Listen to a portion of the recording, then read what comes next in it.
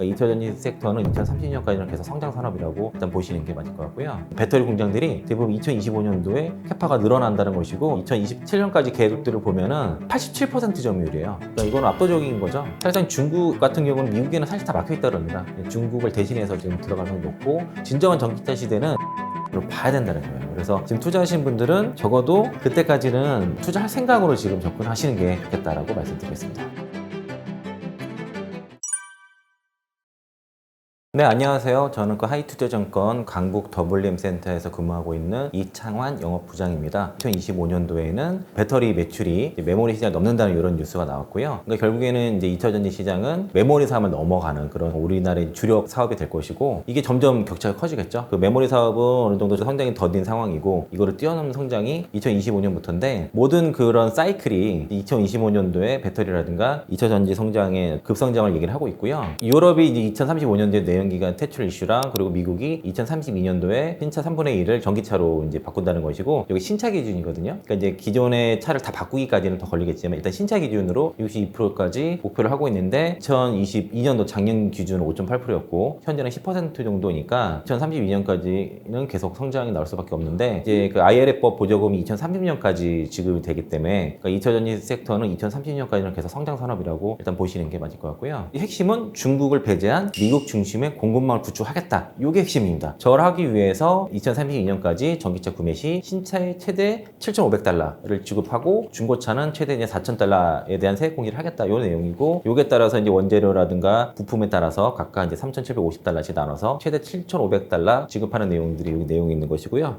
2025년까지는 최소 2차전지 쪽에 투자를 계속 지속하셔야 됩니다. 그때까지는 2025, 2026년까지는 해야 되는 이유가 요 그림에 다 담겨 있어요. LG 에너솔루션, SK온, 삼성 SDI 그 배터리 3사가 북미에서 짓고 있는 생산 공장 현황이고요. 짓고 있는 것도 있고 그리고 이미 가동된 것도 있습니다. 보면은 그 LG 에너지 솔루션이 총 8곳 그리고 SK온이 보시면 6곳이죠. 그리고 삼성 SDI가 최근에 추가돼서 저기 3곳이에요. 그래서 총 17곳인데 요 캐파를 다 더해보니까 615.5GWh입니다. 연도를 잘 보시면 2025년도 가동이 제일 많아요. 그러니까 배터리 공장들이 대부분 2025년도에 캐파가 늘어난다는 것이고 요게 지금 총 615.5GWh인데 이게 어떤 의미를 갖냐면 현재 파나소닉 생산 캐파가 50GWh이고 그리고 올해 미국 네바다주와 그 캔자스 배터리 공장이 완공되면은 총 80GWh 까지 확장되는 겁니다. 우리나라 같은 경우는 2025년 주로 가동되니까 뭐 좀 봐서 2027년까지 계획들을 보면은 615.5니까 87% 점유율이에요. 그리고 파나소닉이 13% 점유율이 되니까 이건 압도적인 거죠. 2025년도에는 그 전기차 산업이 급성장하는 게 모든 이제 공장 그 증서 일정에 나와 있다는 거죠. 그리고 중국에서 뭐 고션이라든가 고션을 사실 뭐 폭스바겐 대주주니까 이거를 이제 중국 기업을 보냐 마냐의 이슈 좀 있고 그리고 EV 에너지 같은 경우는 지금 10%니까 상당히 적을 것 같고요. 그래서 중국이 어떤 우회해서 하더라도 오늘 그 LG 에너지 솔루션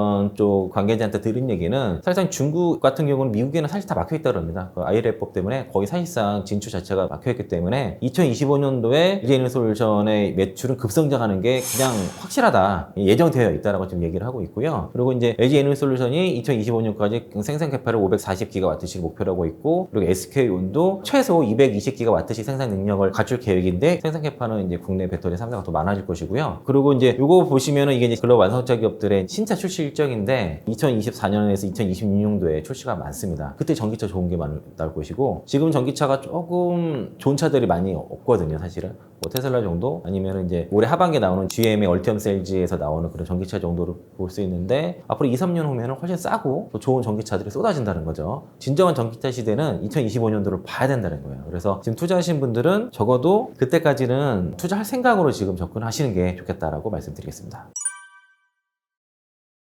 우리 방송에서 많이 얘기했듯이 아무거나 사면 안 되고요. 항상 이제 값에 위치해 있는 기업들을 사는데 그런 기업들이 사실 더 많이 올랐습니다. 그래서 지금 조정 구간에 들어간 것이고 그런 조정이 들어왔더라도 이런 이제 그 고성장하는 산업은 이게 하락 추세로 가지 않거든요. 조정은 심하게 올 수 있어요. 왜 투자하는지에 대한 공부, 어떤 기업에 투자했을 때 우리가 장기 투자할 수 있는지에 대해서 공부를 해보면은 대부분 가장 얘기하는 게 이제 광물 쪽, 리튬 쪽이 가장 중요한 산업이고 그리고 거기에 따른 수직 계열화가 된 기업들, 뭐 에코그룹주라든가 포스코그룹주가 이제 대표적인 것이고요. 그 이후에 후에 이제 관련된 밸류체인 갖고 있는 양극재 기업들 보시면 좋을 것 같고, 그 다음에 배터리 정도 보시면 되겠고요. 장비주들도 성장세가 있어서, 장비주는 한 2025년도에는 실적 피크아웃 우려가 있을 수 있기 때문에 장비주들은 이제 소재주보다는 길게 보지 마시고 앞으로 한 2년 정도는 더 투자하시는 정도로 보시고, 소재주는 2025년도에 단기 고점이 한번 나올 수는 있다라고 보는데 그 이유가 요겁니다. 미국의 전기차 침투율이 50% 달성할 때까지 투자해야 한다라고 많이들 들으셨을 거예요. 전기차 침투율이 50%가 되는 시점이 한 27년도 아니면 28년도 정도 요쯤 될 거 보거든요. 투자는 계속 그렇게까지 가야 되는데 주가는 한 2025년도 2026쯤에는 피크가 나오지 않겠냐, 주가로서는. 그리고 이제 지금 리튬이 되게 핵심이에요. 전기차에서는 리튬 확보전들이 꾸준히 들어갔고, 그리고 리튬 관련 종목들이 올해 연초 대비해가지고 5배, 6배, 뭐 10배 이렇게 올라간 종목들 많거든요. 미국의 뭐 엘버말, 모터 이벤트, 또 올캠 등등 그런 기업들이. 그런데 리튬 같은 경우에는 공급이 제한되어 있기 때문에 마진 높을 수밖에 없어요. 영업이익률이 또 어마어마하다는 겁니다. 이게 그 밸류 체인이거든요. 그러니까 그 리튬 생산 공급망 쪽에서 보시면 저 앞단에 저 수산화 리튬, 요거를 지금 누가 생산하느냐, 잡느냐의 우리 싸움이 있고요. 탄산 리튬 같은 경우에는 주로 이제 LFP 배터리 들어가지만은 수산화 리튬 같은 경우에 3원계, 다원계 배터리에 들어가는 그 리튬이다 보니까 수산화 리튬의 중요성이 많이 올라졌고, 최근에는 이제 그 탄산 리튬 가격이 이제 중국의 배터리 공급 과잉으로 인해서 많이 떨어지다 보니까 리튬 가격이 전체로 떨어졌거든요. 그래서 이제 관련 양극재 기업들이 이제 판가가 좀 떨어져서 조정을 받고 있는 구간이고, 지금 그 탄산 리튬 가격이 거의 원가 수준까지 떨어졌기 때문에 추가적인 하락은 좀 제한적일 수밖에 없고, 올해 4분기에 전기차 기업들이 성수기거든요. 그때 돼서 또 반등 나올 수 있다라고 좀 보고 있습니다. 이게 이제 그 리튬 기업들 마진 표시하는 건데, 작년에 평균 글로벌 리튬 기업들이 57% EBITDA 마진 나왔고 올해는 55% 예상을 하는데, 리벤트라고 표시한 데 있지 않습니까? 이게 이제 보통 이제 리벤트 같은 경우에 미국 내에서 생산하는 게 캐파가 1만 톤 정도 되고, 그리고 엘버말이 0.5만 톤 정도 되는데, 에코프로 이노베이션 같은 경우에는 미국 최대 리튬 프로젝트 니오라이트 리지를 운영하는 아이오니아와 탄산 리튬 공급 계약 3년짜리 맺었거든요. 아이오니아를 어디서 들어볼 거냐면, 오늘 미국의 최대 리튬 매장지 발견됐다. 뭐 1940 몇 종가, 43종가 되는 리튬 매장지를 발견했다고 돼 있거든요. 거기에 프로젝트 참여한 업체가 바로 저 아이오니아입니다. 리튬 프로젝트에 잘 진행돼서 생산이 된다 그러면 2026년부터 양산에 들어가게 돼요. 그러면은 지금 에코프로 이노베이션이 작년에 영업이익률이 35%였고 올해 1분기 때 29%인가 그렇고 2분기 때 26% 정도 나왔거든요. 탄산 리튬을 컨버전하는 일을 해요. 싼 탄산 리튬을 가져다가 수산 리튬 바꿔서 비싸게 파는, 그러면서 영업이익이 높고 매출이 작년에 10배 올라가고 뭐 그러는데, 마진이 높은 이유 중에 하나가 바로 이 아이오니아에서 싼 탄산 리튬을 공급받기 때문입니다. 그래서 지금 네바다 리튬 프로젝트는요,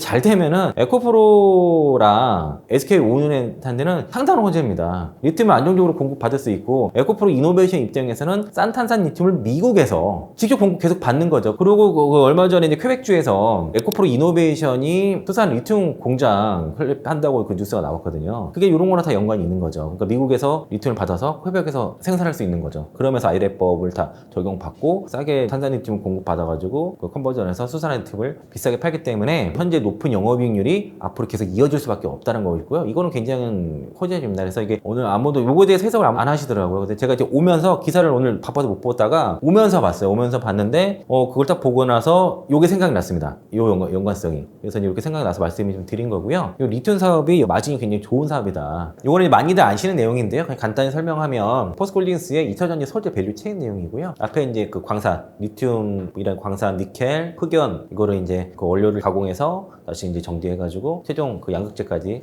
공급해서 배터리까지 넘어가는 그런 이제 밸류 체인들이 나와 있고요. 중요한 건 이제 포스코 그룹이 이번에 이제 밸류데이 하면서 기존에 이제 사업 목표치를 변화를 했고요. 매출은 이제 2030년까지 60조 발표를 했는데, 이게 양극재 100만 톤, 그리고 리튬 42만 3천 톤 이런 내용이 들어갔다는 것이고, 많이들 궁금하시게 에코프로가 이제 지금 100만 원 깨지고 90만 원도 오늘 좀 깨졌는데, 그 포스코홀딩스에 대해서 이제 기대가 많이 있거든요. 그게 이제 요 리튬 때문이죠. 리튬 아까 보신 것처럼 마진이 높기 때문이고, 광양의 수산화 리튬, 광산 리튬 같은 경우는 그 에비타 마진이 한 5에서 60% 정도, 그리고 여모 리튬 같은 경우가 대략 한 80에서 90% 정도인데, 이거 내년 2월에 준공, 1차 준공 되고요. 점토 리튬이라고 해가지고 비전통 방식으로 이제 리튬을 조달하는데, 요거를 최초로 포스코홀딩스가 상업화를 했습니다. 그래서 이것도 마진이 한 40% 나와서 리튬 사업이 마진이 굉장히 좋은데, 그 리튬 가격에 따라서 마진율은 비슷하더라도 같더라도 매출이 달라지기 때문에 볼륨이 달라지거든요. 포스코홀딩스의 리튬 사업 가치는 향후에 이제 리튬 가격이 얼마냐가 중요한데, 올해 1분기 우리 때 실적 발표할 때는 한 40에서 50달러 정도 키로당 그 정도를 얘기를 했었는데 실적 가이던스를 제시를 할 때는 30달러 정도로 지금 제시를 일단 했습니다. 그래서 굉장히 보수적으로 좀 제시를 했고요. 그래도 한 40달러 정도는 좀 향후에는 유지하지 않을까 이렇게 좀 생각을 하고 있고요. 그래서 이제 내년에 기대하시는 분들이 포스코홀딩스는 꼭 담아야겠다는 생각들을 많이 계셔서 사실은 에코프로가 좀 빠지는 이유도 에코프로 좀 팔아가지고 포스코홀딩스를 좀 사시려고 하시는 그런 분들 좀 계세요. 그런 이유 일부 있겠다 말씀드리겠고 올해 어쨌든 리튬의 상업화의 원년이라는 거죠. 그래서 이제 9월 달에는 폐배터리를 통한 탄산 리튬이 생산이 되고 그 10월 달부터는 광산 리튬이 시작이 되는 거예요. 그리고 내년에 영업 리튬 가서 이런 것들이 이제 준공대로 일정대로 되는지를 확인하고 그에 따라서 향후에 또 영업이익률이 제대로 나오는지가 확인이 되게 되면은 주가 퍼포먼스 상당히 괜찮을 거다라고 좀 보고 있고요. 포스코홀딩스 얘기했으면 같은 부류에 봤을 때는 에코프로를 봐야 되는 게 이유가 이제 밸류체인에 있습니다. 그래서 앞에 이제 폐배터리를 재활용을 해서 그 리튬을 생산하는 것도 있고 그리고 여기서 이제 블랙 파우더를 통해서 분리를 해가지고 광물을 추출을 하고 또 이제 에코프로 이노베이션을 통해서 탄산 리튬을 수산화 리튬을 컨버전을 하는 거죠. 에코프로 이제 저 GM이 되는데 옛날 거라서 그렇고 저거 에코프로 머티리얼입니다. 머티리얼을 통해서 이제 전구체 생산하고 에코프로 AP를 통해서 가스 생산하고 이제 에코프로 EM과 BM 쪽으로 해서 원료를 공급해서 양극재를 생산해서 배터리 업체로 가는 이런 그림인데 이런 밸류체인은 이제 그 에코프로 가지고 있다는 것이고요. 요 기업들이거든요. 해당 기업들. 상장된 회사가 에코프로 BM이고 그리고 저기 에코프로 HN 유튜브에서 인적 분할해서 상장이 됐고 에코프로 머티리얼즈 상장을 지금 준비하고 있죠. 뭐 한 시가총액 3조 정도 얘기를 하고 있는데 에코프로 이노베이션이 이제 에코프로의 가장 핵심적인 가치를 산정하는 기업이라고 볼 수 있겠고요. 특히 CNG 같은 경우도 최근에 좀 매출이 좀 급성장을 하고 있는 상황이다. 그렇게 보시면 되겠고요. 저 폐배터리 회사거든요. 근데 매출이 좀 없다가 작년에 1,000억 정도 올라온 것들이 성장세가 좀 빠를 것 같습니다. 그래서 이제 에코프로랑 에코프로 BM이 있을 때 에코프로의 가치는 그 뭐 퍼라든가 영업이익 배수 뭐 이렇게 계산하시면 안 돼요. 보통 이제 여기 사업 지주사기 때문에 본인의 사업과 그러니까 각 자회사들 있잖아요. 그러니까 상장과 비상장 자회사들의 지분에 따른 지분율에 따른 사업 가치를 계산해야 되고요. 에코프로 BM의 지분율에 따른 사업 가치, 그리고 이제 에코프로 머티리얼 지분율에 따른 사업 가치, 또 이제 에코프로 이노베이션 그 지분율이 이번에 유증했기 때문에 88% 줄었는데 2027년까지 수산화 리튬 캐파가 82,000톤인데 여기에 대한 사업 가치인데 요게 지금 포함되지 않는 게 뭐냐면 지금 그 에코프로가 최근에 IR을 하면서 좀 중요한 얘기를 했습니다. 뭐냐면 전광 사업 같은 업스트림 사업도 직접 하겠다 그랬거든요. 광물 사업을 직접 하겠다는 거예요. 그래서 니켈 같은 경우에는 인도네시아에서 이미 진행이 되고 있고 그리고 리튬 같은 경우에는 굉장히 잘하는 업체로 협력을 하겠다 하는데 저는 그게 아까 호주 아이오니아 같아요. 그게 왜냐면 에코프로 이노베이션이 아이오니아로부터 탄산 리튬 공급 계약을 맺었고 그러니까 네바다 프로젝트에 하게 되면은 그거 추가 계약 가능성이 있거든요. 아마 그거를 염두에 둔 게 아닌가. 저는 개인적으로 추출해보는 것이고 에코프로 HN 지분율 31%에 대한 사업 가치 더하고 에코프로 AP, 에코프로 CNG까지 지분에 따른 사업 가치를 다 더해서 여기에 따른 합산이 에코프로의 가치다라고 좀 볼 수 있겠고요. 제가 오늘은 시간 관계에서 이걸 다 밸류 계산을 하지는 않는데 이렇게 계산을 해야 된다는 툴을 드리는 거고 그리고 영업이익률 자체가 합치면 에코프로가 월등히 높아요. 그래서 에코프로 BM보다는 전 개인적으로는 에코프로가 에코프로 BM보다 시가총액에서 높아야 된다라고 좀 그렇게 보고 있습니다. 포스코피챔도 얘기를 좀 해보려고 하는데요. 그 양극재 기업이죠. 포스코피챔 2030년까지 100만 톤 늘릴 계획이라 했고 현재 10만 5천 톤입니다 올해.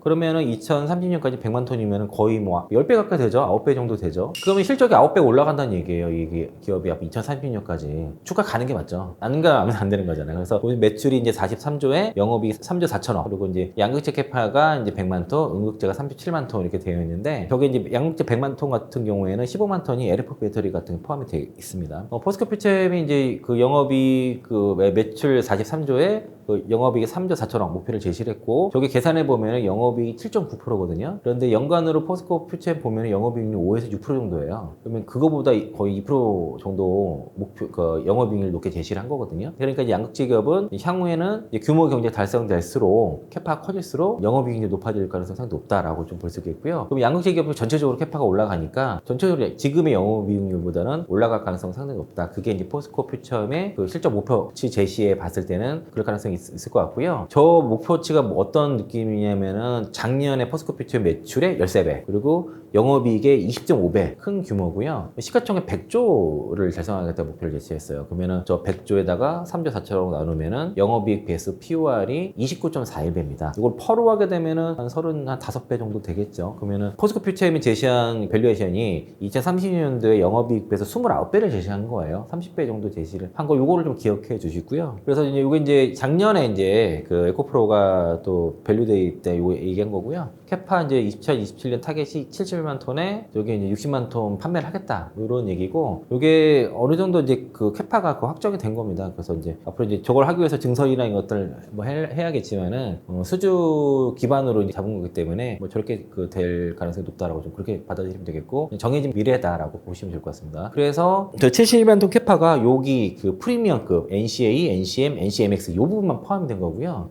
그 볼륨급의 코발트 프리 NXM은 포함되지 않은 거예요. 그 NXM 같은 경우는 코발트를 뺀 코발트 프리 양극재고, 이게 이제 2024년, 25년도 양산 목표고요. 그리고 그 밑에 이제 그 엔트리급에는 5회로 리치망간 있거든요. 그래서 이게 요거 같은 경우가 이제 그 니켈 함량을 줄이고요. 하이니켈 줄이고 망간 비중 올렸는데, 요게 이제 엔트리급에서는 주류로 될 것 같고, 요게 2025년도와 2026년도에 양세를 목표를 하고 있는 상황이고요. 그리고 또 맨 밑에 보면은 소듐과 LFP 같은 경우에는 저거는 이제 개발 완료가 된 상태죠. 일정이 없는 이유도 그런 거고. 그래서 지금 보면은 프리미엄급과 중저가 라인까지 다 지금 양극재가 다 준비됐다라고 좀 보시면 좋을 것 같습니다. 잘 보시면은 지금 광물과 양극재 종목도 위주로 얘기했는데, 그 양극재 쪽이 확실히 지금 그 미국 IRA법에 대한 수요가 명확히 나타나고 있거든요. 올해 1월부터 7월까지 그 한국무역협회에서 발표한 자료인데, 미국 양극재 수출 금액이 그 18억 3,600만 달러로 해서 작년 대비해서 178% 정도 성장이 나왔고요. 이게 2021년만 해도 대미에 들어간 양극재 규모가 뭐 900만 달러밖에 안 됐는데, 이게 지금 1년 지나니까 지금은 거의 작년 1월 달에 6배 올랐고 지금 또 올라간 거예요. 확실히 그 미 IRA법에 따른 효과가 양극재는 확연히 나타나고 있다, 이렇게 보시면 좋을 것 같고, 이게 더 커진다는 거죠. 그리고 점유율도 굉장히 올라가고 있고, 지금 테슬라랑 하면서 파나소닉이 이제 170 배터리 때 수율이 안 나가지고 문제 생겨가지고, 그때 이제 LG 에너지솔루션이 거기 들어가게 됐고, 그러면서 우리나라 기업들이 기회를 잡았던 그런 사례인데, 그 배터리의 기술력 차이가 좀 있죠. 거기는 이제 테슬라에만 의존을 하는 그런 구조고, 그리고 LG 에너지솔루션 같은 경우에는 세계 완성차 탑 10 안에서 9개 업체에다가 납품을 하고 있고, 기술력에서도 가장 업력도 오래됐고, 파우치형 배터리가 가장 기술력이 좀 좋은 배터리이기 때문에 여기에 대한 수요가 지금 뭐 다 가장 좀 많은 편이고요. 그리고 이제 그 NCM 배터리가 지금 미국이나 유럽 쪽에 모자라다 보니까 지금 LFP 배터리가 채택이 좀 는 건 사실입니다. 그래서 이제 유럽 같은 경우도 좀 늘고 있고, 미국도 이제 수요가 많이 늘고 완성차 업체도 많이 쓰고 있는데, 그 테슬라라든가 폭스바겐, 벤츠 정도는 빼고는 국내 업체들이 많이 좀 새로 좀 들어가고 있거든요. GM이라든가 BMW 같은 경우도 삼성 SDI 통해서 이제 고가 라인 쪽에는 들어가는데, 그러니까 SK온 쪽을 통해서는 포드로 들어가고요. 그리고 GM 쪽은 아마 LG 엔솔을 통해서 LFMP 배터리가 좀 들어갈 거거든요. 그러면은 LFP 같은 경우도 국내 업체들이 특히 미국 쪽에서는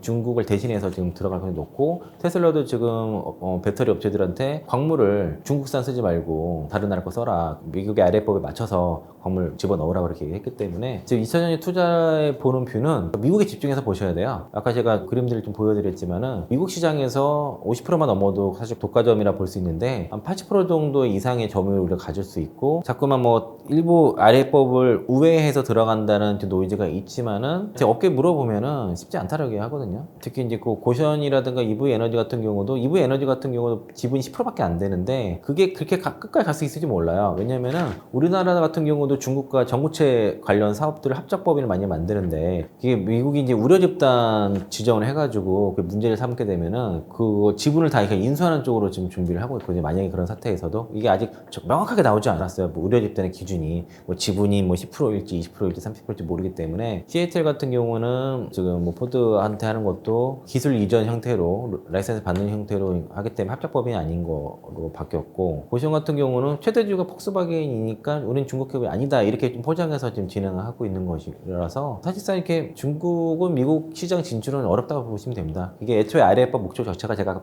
보여드렸듯이 중국을 공급망에서 배제하는 목적이기 때문에 이게 쉽지 않다. 대통령이 누가 돼도 트럼프 대통령이 돼도 일부 수정이 있겠지만은 중국을 더 견제하는 대통령이었거든요. 그러니까 이제 쉽지는 어렵다고 좀 볼 수 있겠고요. 제2의 삼성전자만 떠오른다.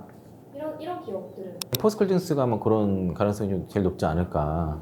코스피 쪽에서는. 그래서 그 리튬 사업이라든가 아까 2차전지 쪽으로 밸류체인이 소재 쪽으로 완전 바뀌게 되면은 기본적으로 철강에 대한 베이스를 갖고 있으면서 거기에 이제 2차전지 소재가 없게 되면은 지금보다 주가 업사이드가 굉장히 상상 이상으로 올라갈 수 있을 것 같고요. 앞으로는 이제 탄소 배출을 줄이는 그런 철강도 중요하기 때문에 동사 갖고 있는 이 하이렉스 기술 같은 건 되게 중요하거든요. 철강 쪽에서의 밸류를 지금보다 더 높일 수 있는 그런 요인이 될 수 있어서 그런 두 가지에 대한 투자 포인트를 갖고서 2차전지를 보신 분들은 저거는 계속 장기로 해야지 내년에는 꼭 갖고 가야지 지금도 사야지 그런 분들이 많으세요. 그래서 최근에 그래서 좀 덜 빠졌죠. 덜 빠졌는데 오늘 좀 빠졌지만은 포스코홀딩스는 2차전지 투자 쪽에서 하실 분들은 장기적인 관점에서 어쨌든 꼭 편입을 해두시는 게 좋을 것 같다고 보고 있습니다.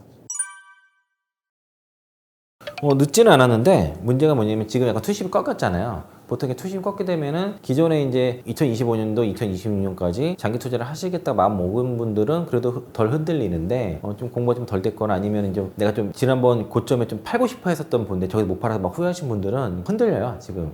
그리고 오늘 같은 날 같은 경우에는 2차 전지만 빠지는 게 아니라 시장 전체 대부분 섹터가 빠졌거든요. 로봇이라든가 또 오늘 반도체 같은 종목들도 그렇고 시장 전체가 빠지는 이슈예요. 그래서 코스닥 같은 경우도 지금 121선까지 부근까지 밀린 상황이고 코스피 같은 경우에는 삼성전자랑 SK하이닉스가 지수를 좀 방어를 해줬음에도 불구하고 21선이 깨진 상태에서 이게 이제 여기서 하락을 더 가게 되면은 또 하락폭이 클 수 있는 그런 위치라서 약간 변곡이 될 수 있겠고 그리고 이제 오늘 밤에 있을 이제 미국 CPI 지표 발표라든가 내일 목요일에 있을 없이 동시만기에 대한 그 불안감도 일부 좀 작용한 것 같아요. 그래서 오늘까지 빠진 게 되게 질이 안 좋고 거래량도 좀 적게 없을 때 좀 빠지고 이럴 때 많이 흔들리고 툼에 나옵니다. 오늘 그래서 2차전지 쪽에서는 오늘 장중 툼에 나왔다고 저는 개인적으로 보고 있고요. 그 방송에 나올 때마다 2차전지 신규로 보신 분들에 대한 강조드린 거는 충분히 본인 스스로 공부해야 된다. 왜 제가 말씀드린 거에 대한 투자를 해야 된다는 거에 대해 이해가 되지 않으면은 누구 때문에 뭐 샀다 이렇게 하면 안 돼요. 어차피 그렇게 되면 흔들려요. 흔들려서 견디지 못하고 길게 끌고 가지도 못하기 때문에 제가 오늘 방송에서 얘기하는 이유는 사실 신규로 보시는 분들보다는 기존에 2차전지 투자를 하고 계시고 그리고